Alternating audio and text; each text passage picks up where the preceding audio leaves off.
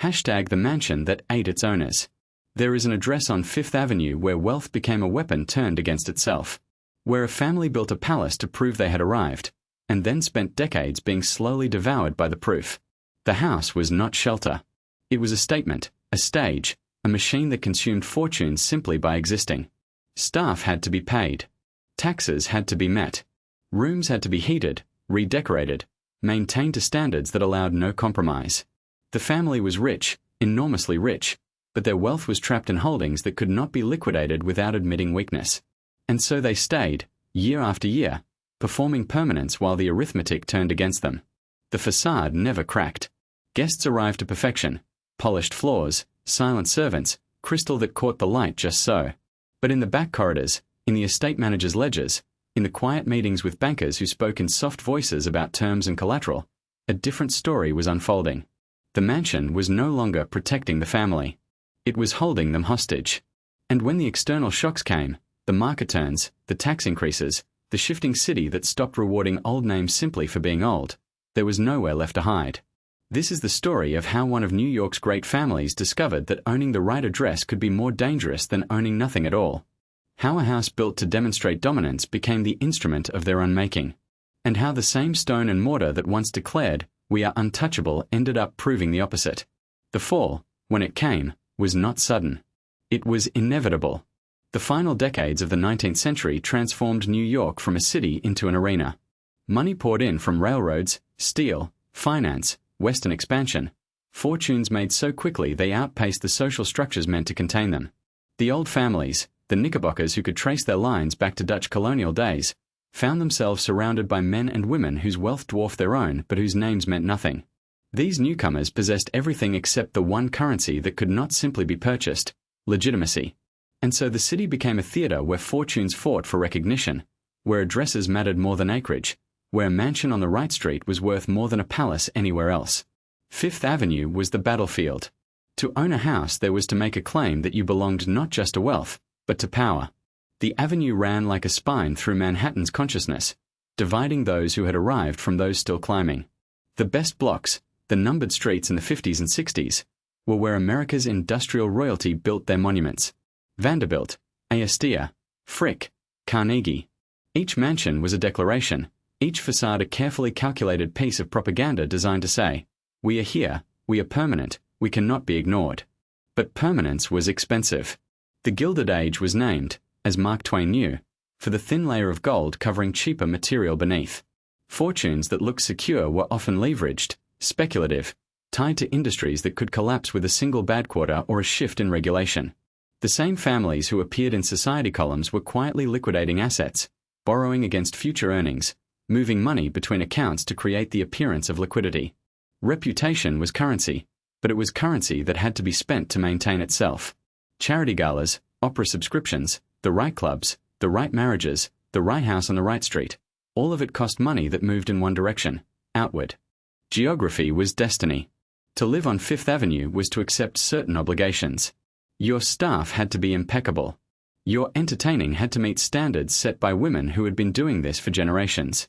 Your house had to look like money required no thought, like luxury was simply the natural state of things. Any visible economizing, any corner cut, any hint that you were counting costs, and the whispers would start. And once the whispers started, they never stopped. The neighborhood was also changing in ways that made old money nervous. The city was modernizing. Infrastructure costs were rising. Property taxes were climbing as the government realized that Fifth Avenue represented not just wealth but concentrated, taxable wealth. Services had to be provided: water, gas, electricity, street maintenance, police, fire protection. The very things that made Fifth Avenue desirable were making it expensive to maintain. And the families who had built there during the early days, when costs were lower and fortunes felt infinite, were discovering that time itself had become an enemy. This was the world where one family learned that a mansion could become a trap, that the house built to prove permanence could become the thing that made permanence impossible. That inevitability was not fate, it was arithmetic. The family rose during the years when American expansion meant opportunity for those willing to move fast and think big. The patriarch, let us call him by function rather than name, as the specifics matter less than the pattern, made his fortune in the kind of industries that built the country: transportation, land speculation, infrastructure. He was not from old money. His origins were modest, provincial, the kind of background that required both intelligence and hunger to escape. He learned early that in America, especially in the America being built west of the Appalachians, pedigree mattered less than timing. The railroads were connecting markets. Cities were doubling in size every decade. Land that had been worthless was suddenly essential. And the men who understood this, who could read maps and balance sheets and see where value would appear before it arrived, could build fortunes in a single generation. He was disciplined. While others spent their early earnings on display, he reinvested. He bought property when others hesitated. He took positions in companies that supplied the railroads, the mines, the construction projects that were remaking the landscape. He understood leverage, not just financial leverage, but social leverage. He married strategically, choosing a woman whose family connections could open doors his money alone could not. He cultivated relationships with bankers, politicians, men who controlled access to capital and contracts. He built an empire not through a single brilliant move but through dozens of careful ones. By the time he was 40, he was wealthy by any measure. By 50, he was rich enough that his fortune appeared on the informal lists that newspapers published of America's great fortunes. His holdings were vast: real estate in 3 cities, interests in railroads and mining operations, shares in banks and insurance companies. On paper, his wealth was enormous. But it was also illiquid. His fortune was trapped in assets that could not be quickly converted to cash without taking losses, without signaling desperation, without admitting that perhaps the empire was not as solid as it appeared.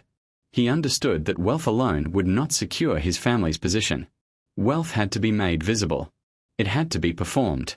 And the performance required a stage that could not be questioned, that could not be dismissed as merely adequate. He needed a house that would declare, with stone and marble and location, that his family had arrived and would remain. He needed an address that would make his name synonymous with power. He chose Fifth Avenue. And in choosing it, he set in motion the machinery of his family's eventual unmaking.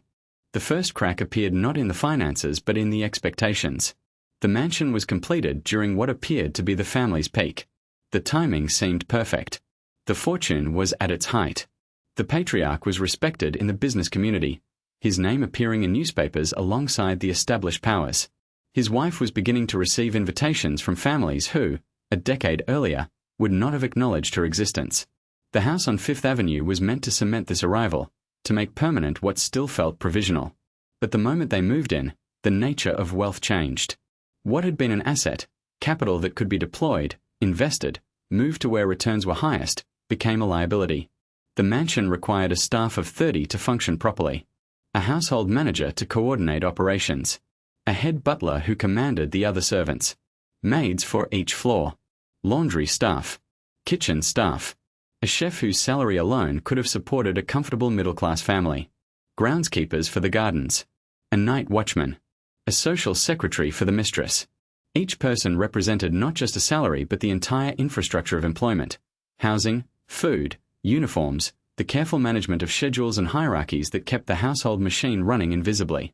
The house also required maintenance at a scale the family had not anticipated. The marble floors had to be polished constantly. The wood paneling needed care. The plumbing, cutting edge when installed, required regular attention. The heating system burned coal at a rate that shocked even the accountants. The windows, dozens of them, had to be cleaned weekly. The chandeliers required specialists to clean and maintain. The roof leaked. The foundation settled.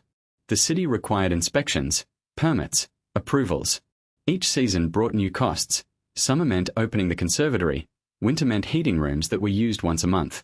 And then there were the social obligations. A Fifth Avenue mansion was not a private residence. It was a public statement that came with expectations. The family was expected to entertain, not occasionally, but regularly, and at a level that matched their address. Dinners for 20. Musicales. Charity events. The costs compounded. Hiring additional staff, importing flowers and delicacies, providing wine that met the standards of guests who knew wine, creating evenings that would be remembered and discussed and reported in the society columns that determined who mattered. But the revenue side of the ledger was not growing proportionally. The investments that had built the fortune were maturing. The explosive growth of earlier decades was slowing. Competition was intensifying. Regulation was increasing. The easy returns were gone. The patriarch's wealth was still enormous, but it was no longer expanding faster than the costs of maintaining it. And the mansion, the symbol that was supposed to prove permanence, was consuming capital at a rate that arithmetic, not optimism, would eventually reveal as unsustainable. The family made a calculation that seemed reasonable at the time. They would maintain the facade while quietly adjusting behind the scenes. Staff could be reduced slightly. Entertaining could be scaled back. Repairs could be deferred if the damage was not visible from the public rooms. They would preserve the appearance of effortless wealth while cutting costs in ways guests would never notice. But inevitability does not negotiate. And what begins as temporary economizing becomes permanent only through collapse. The mansion was not selling a service or a product in any conventional sense. What it offered was something more valuable and more dangerous. Proof.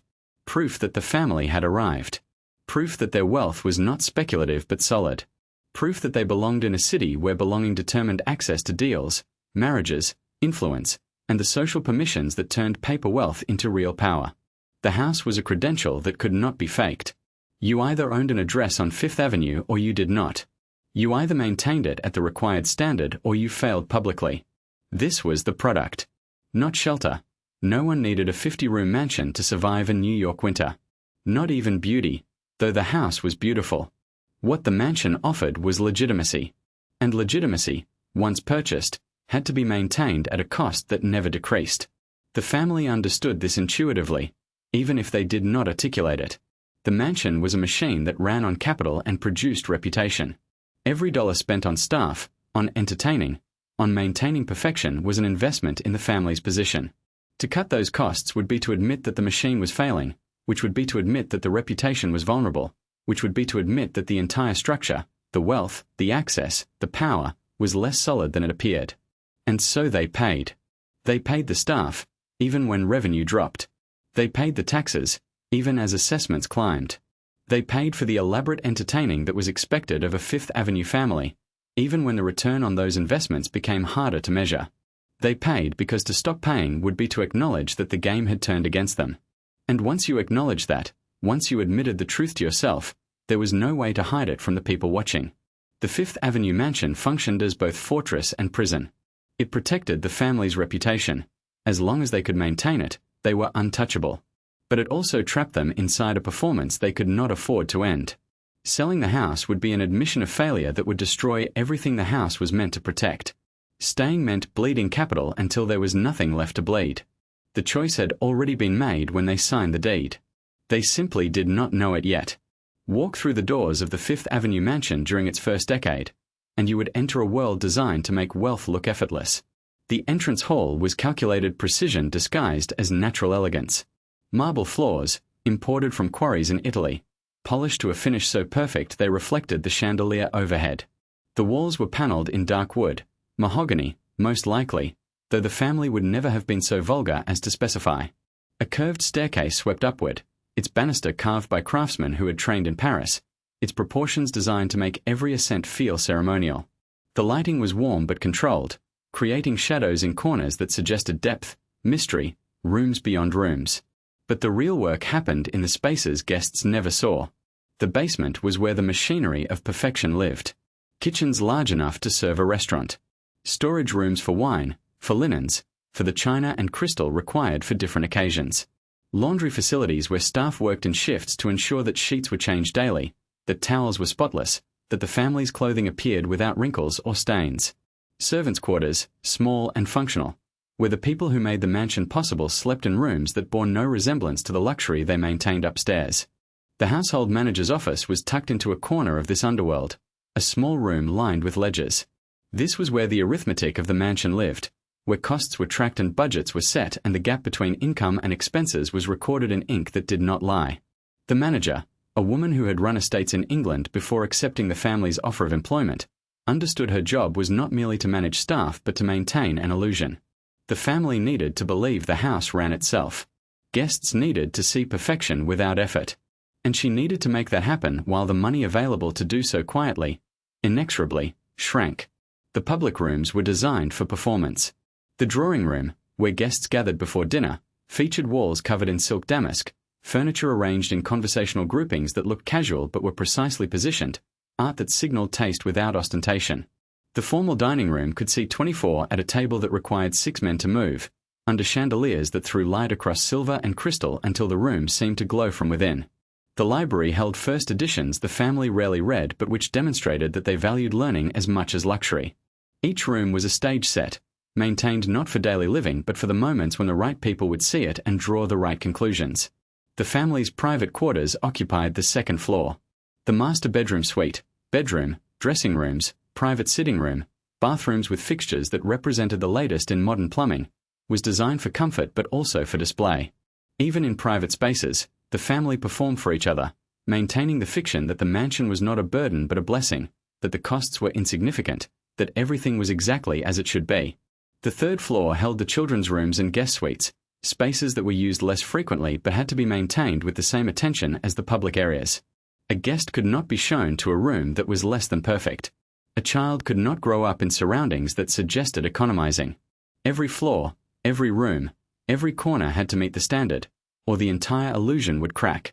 And throughout the house, in ways guests would never notice, the evidence of strain was beginning to appear. Repairs deferred. Fabrics that should have been replaced but were instead cleaned one more time. Staff positions that went unfilled when someone left. Small economies that individually meant nothing but collectively suggested a household under pressure. The mansion looked the same from the outside. But the machine inside was beginning to falter. The household operated according to rules that were never written but brutally enforced. Staff were hired not just for competence but for discretion. The butler understood that his primary job was not to serve meals but to control information. What happened inside the house stayed inside the house. Guests' behavior, family arguments, the letters that arrived marked urgent, the meetings with bankers that happened in the study with doors closed, all of it was to be observed, managed, and forgotten. The servants who lasted were the ones who understood that their loyalty was purchased with their salary, and that loyalty meant silence. The morning routine began before the family woke. Fires were lit in rooms that would be used. Breakfast was prepared to standards that allowed no variation. The toast at a precise temperature, the eggs exactly as each family member preferred, the coffee strong but not bitter, the cream cold but not iced. The morning papers were ironed to remove wrinkles and laid out in the order the patriarch preferred. The front entrance was swept and polished. By the time the family descended the stairs, the evidence of work had been erased, leaving only the result, a house that appeared to run itself. The rules extended to visitors. Callers were assessed at the door by a servant trained to distinguish between those who should be immediately admitted, those who should be made to wait, and those who should be politely turned away. The family social secretary maintained lists, who had been entertained recently, who owed a return invitation, who mattered and who only thought they did. Invitations were strategic weapons, extended not because the family liked someone but because their presence served a purpose. Business connections, social positioning, the maintenance of relationships that translated into access. Money moved through the house in ways that were invisible to guests but obvious to staff. Suppliers delivered goods and submitted invoices that were reviewed in the estate manager's office. Some were paid promptly. Others were delayed, with apologies and assurances. The delay was strategic, stretching payment terms without quite breaking relationships, preserving cash flow for expenses that could not be deferred. The household manager kept 2 sets of books, one that showed what was owed, and one that showed what could actually be paid. Contemporary accounts from former staff, recorded years later when the house was gone and confidentiality no longer mattered, describe a household that looked perfect but felt increasingly tense. The patriarch grew irritable about costs that had never bothered him before. The matriarch became obsessed with comparisons, what other families spent on entertaining, whether their flowers were as impressive, whether anyone had noticed that the curtains had not been replaced this season. The children, raised in the house, absorbed the anxiety without understanding its source, learning to treat wealth as something fragile rather than secure. Behind the facade, small betrayals multiplied. A senior servant borrowed money from a merchant and was quietly dismissed. A secretary was caught sharing information with a journalist and disappeared without explanation. The family trusted no one completely, because complete trust required admitting the truth, that the mansion was no longer a symbol of strength but of vulnerability, and that anyone who understood this could weaponize it. The machine still worked. Guests still arrived to perfection.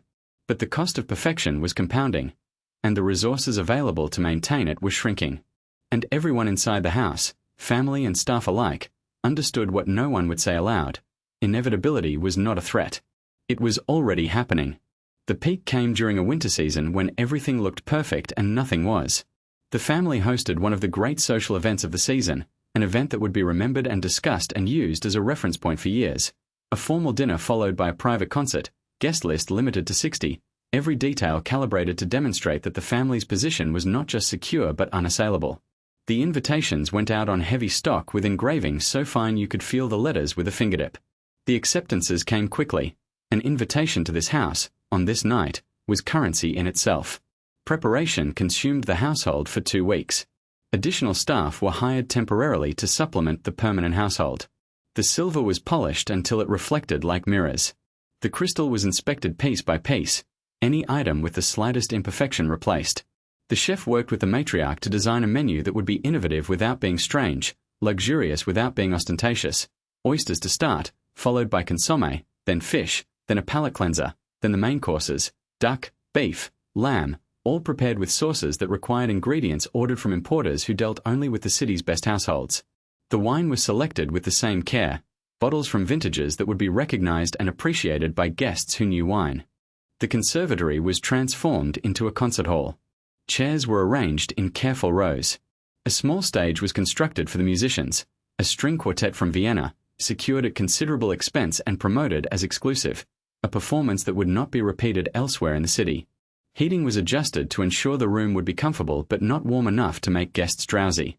Lighting was tested and retested until the effect was perfect, bright enough to see, soft enough to flatter. The night arrived cold and clear, the kind of winter evening that made Fifth Avenue look like a stage set. Carriages began arriving just after 8, depositing guests at the entrance where the butler and 2 footmen stood ready to receive them. Each arrival was a small social calculation. Who came with whom, who arrived alone, who was dressed in new fashions and who wore last season's gowns with jewelry that compensated. The guests moved through the entrance hall into the drawing room, where champagne was served and small talk circulated like currency. The dinner began precisely at 9. The guests moved to the dining room and found their places according to a seating chart the matriarch had revised a dozen times, balancing personalities and relationships and the unspoken rules about who could be placed next to whom. The meal proceeded in courses that came at intervals designed to allow conversation without rushing. The service was invisible. Plates appeared and disappeared without guests noticing the staff who made it happen. The wine flowed but was never poured too generously. The patriarch presided from the head of the table with the ease of a man who had done this hundreds of times, who knew how to guide conversation, when to tell a story, when to defer to a guest whose ego required attention. But beneath the performance, costs were accumulating in ways the guests could not see. The flowers alone cost what a working family might earn in 3 months. The additional staff represented wages that would strain the quarterly budget. The wine being poured was from reserves that could not easily be replaced. The food waste, inevitable when serving courses that not every guest would finish, represented capital simply discarded. Each moment of perfection had a price tag, and that price was being added to a total that was growing faster than the family's revenue. After dinner, the guests moved to the conservatory for the concert. The quartet performed pieces by Mozart and Brahms, music that was familiar enough to be appreciated but complex enough to demonstrate sophistication. The audience listened with the attention required of them, applauding at the appropriate moments. When it ended, guests lingered, discussing the performance, complimenting the hosts, extending and receiving invitations that would require reciprocation. It was nearly 1 a.m. before the last carriage departed. The patriarch and matriarch stood in the entrance hall after the door closed behind the final guest, surrounded by staff already beginning the work of cleaning up, restoring the house to its normal perfection. The evening had been a triumph by every measure that mattered: attendance, conversation, the performance itself, the compliments that would circulate through society in the days to come. The family's position had been reinforced. Their place in the city's hierarchy had been confirmed. But in the estate manager's office, where the costs were being tallied, a different story was being written. The evening had cost more than anticipated. And the timing was unfortunate. The expenses came during a quarter when other investments were underperforming, when taxes were due, when creditors were asking questions about payment schedules that had been quietly extended. The triumph was real. But so was the arithmetic. The peak had been reached. And peaks, by definition, mark the moment before the descent begins. The enemy did not announce itself with dramatic speeches or moral crusades. It arrived as arithmetic, as time, as the inevitable forces that turn confidence into liability. The family discovered that they were fighting not villains but numbers. Property taxes that climbed every year as the city reassessed Fifth Avenue addresses, understanding that concentrated wealth could bear concentrated taxation. Operating costs that increased as wages rose and as suppliers learned they could charge premium prices to families who could not afford to shop for bargains. Maintenance expenses that compounded as the house aged, as systems installed at the mansion's peak required replacement, as delayed repairs created larger problems that could no longer be ignored. The patriarch was aging. His energy for managing the empire, for tracking investments, for making decisions about when to sell and when to hold, for maintaining the relationships that kept capital flowing, was diminishing. He had built the fortune through constant attention, through being the person who saw opportunities before others did. But he was tired. And the world was changing faster than he could adapt. New industries were emerging. Old industries were consolidating. Regulations were being imposed. The rules that had made fortunes possible were being rewritten by reformers who believed concentrated wealth was dangerous to democracy. The city itself was turning against old money in subtle ways. Progressive politicians were winning elections on platforms that promised to tax the wealthy more heavily, to provide services for working families, to redistribute resources that had flowed disproportionately to neighborhoods like Fifth Avenue. Property taxes were not confiscatory, not yet, but they were rising at rates that made projections frightening. The mansion that had seemed like an asset was increasingly being treated by the city as a taxable resource, something that could be leveraged to fund schools and services and infrastructure improvements for the broader population. And then there were the whispers. Society operates on information that moves faster than news. Suppliers talk to each other. Staff change households and carry stories. Bankers notice when payment patterns shift. Lawyers hear things in confidence that they share carefully with other lawyers. The family's small economies, the staff positions left unfilled, the entertaining that happened less frequently, the repairs that were deferred, were noticed. And once noticed, they were discussed. And once discussed, they became facts, whether or not they were accurate. The matriarch understood this better than anyone. She had built her position through decades of careful social management, through understanding that reputation was fragile and had to be defended every day. She pushed back against the economies the patriarch wanted to implement. They could not reduce entertaining. To do so would signal weakness. They could not cut visible staff. Guests would notice. They could not allow any hint of shabbiness. Perception was reality in their world. But she also understood the mathematics. They were trapped between maintaining appearances and maintaining solvency. And there was no clear path that preserved both. Internal tensions grew. The patriarch wanted to sell some properties to improve cash flow, but the matriarch argued this would signal distress. The children, now adults, pressed for inheritances or allowances that reflected the family's supposed wealth, not understanding that wealth tied up in assets was different from wealth available to spend. The household manager presented budgets that could not be reconciled with available funds without making cuts that would be visible. Every meeting, every discussion, every decision became an argument about which kind of failure was least catastrophic. The household staff sensed the strain and began making private preparations. Senior servants started looking for new positions, understanding that a sinking household was not a place to build a career. Suppliers became less flexible about payment terms. The family's lawyer began having quiet conversations about options, restructuring debt, selling assets, possibly even selling the mansion itself, though he couched this last suggestion in hypotheticals, knowing the family was not ready to hear it directly. Then came the external shock. The details matter less than the pattern: a financial panic that tightened credit across the city, or a market downturn that devastated specific industries the family had invested in, or a legal change that made previously profitable arrangements suddenly unprofitable. What mattered was that an external force converted a private strain into an unavoidable crisis. The family's creditors, who had been patient when times were good, became insistent when times were bad. Lines of credit were reduced. Loans that had been quietly rolled over came due. And the paper wealth the family had always relied on, the value of their holdings, their social capital, their reputation, proved insufficient when measured against obligations that demanded cash. The fortress had become a cage. And the cage was closing. The collapse did not happen in a single moment but across months that felt like slow drowning. The first liquidation was private. The patriarch sold properties he had held for decades, taking losses because he needed immediate cash rather than optimal prices. The transactions were structured to be discreet, private sales, no public auctions, buyers selected for their discretion as much as their capital. The family told themselves this was strategic repositioning, not distress. But the numbers told a different story. The cash raised covered immediate obligations but did nothing to address the fundamental problem. The mansion consumed more capital than the remaining empire generated. Staff were informed that the household would be reduced. Positions would be eliminated. The dismissals were framed as natural transitions, retirements, personal decisions to pursue other opportunities, but everyone understood what was happening. Senior servants who had worked for the family for years found themselves unemployed, their severance packages smaller than they had expected, their loyalty rewarded with polite letters of recommendation and not much else. The remaining staff absorbed additional duties, maintaining the appearance of a full household while functioning with half the people. Entertaining stopped. The family framed this as a temporary withdrawal, health concerns, business pressures, a desire for privacy, but society understood. When a Fifth Avenue family stops hosting, it means only one thing. The invitations that used to arrive regularly began to decline.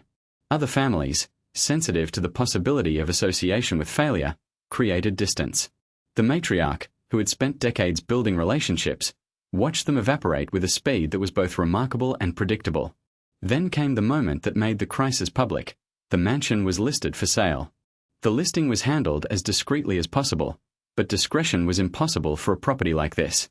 The real estate community was small and interconnected. Within days, everyone who mattered knew that one of Fifth Avenue's great houses was on the market. The asking price was ambitious. The family needed a number that would resolve their obligations and leave them something to rebuild with.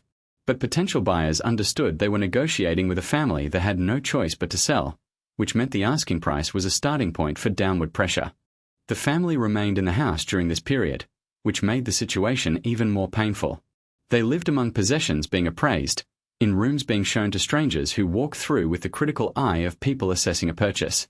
The matriarch maintained her dignity, greeting potential buyers with the courtesy of a hostess, even as they discussed tearing down walls, subdividing rooms, converting her home into something unrecognizable.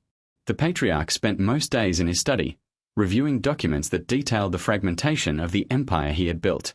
The auction of contents came next. What could not be sold with the house would be sold separately. The furniture, the art, the silver, the crystal, the carpets, the chandeliers, everything was catalogued and sent to auction houses.